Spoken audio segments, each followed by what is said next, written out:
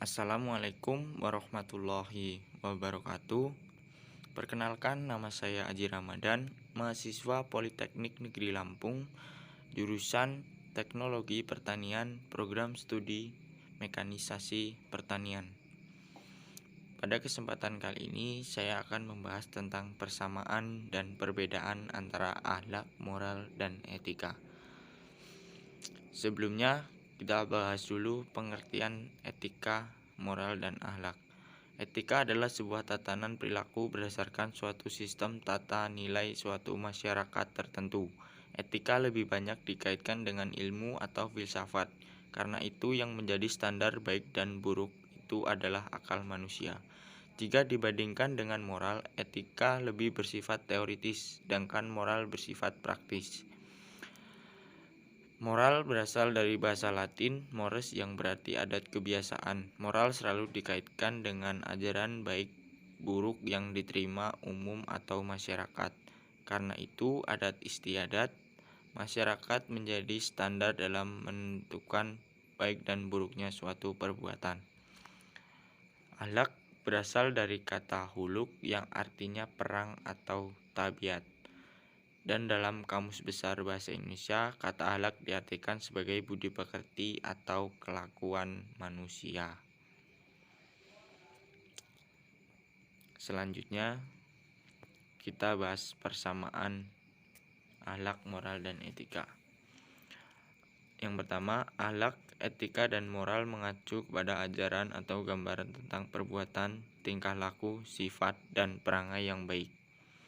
Yang kedua, akhlak, etika, dan moral merupakan prinsip atau aturan hidup manusia untuk menakar martabat dan harokat kemanusiaannya.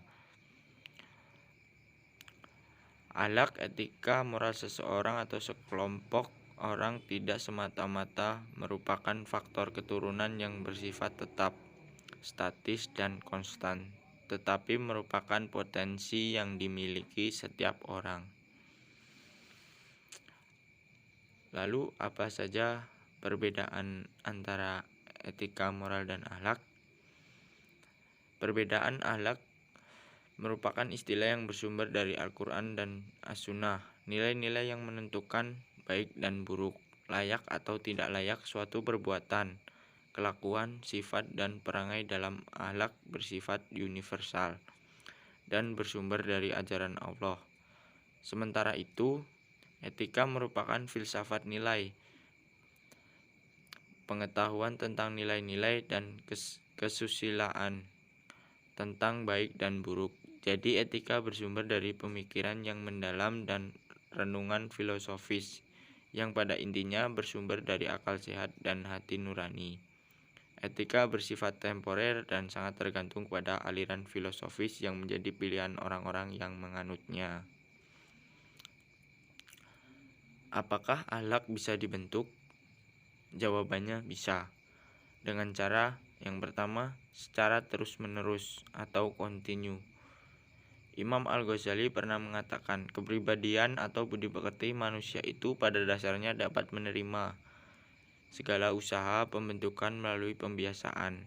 Jika seseorang menghendaki agar ia menjadi orang yang pemurah, maka ia harus membiasakan dirinya melakukan pekerjaan yang bersifat pemurah, hingga murah hati atau ringan tangan untuk membantu, sehingga murah hati itu menjadi tabiatnya yang mendarah daging atau kebiasaan-kebiasaan yang nantinya disebut akhlak. Yang kedua, melalui keteladanan. Akhlak yang baik tidak cukup pembentukannya hanya dilakukan melalui pelajaran, instruksi, larangan. Sebab tabiat jiwa manusia untuk menerima keutamaan itu tidak cukup dengan hanya seseorang guru atau orang tua mengatakan kerjakan ini dan jangan kerjakan yang itu. Yang ketiga, menganggap diri banyak kekurangannya daripada kelebihannya.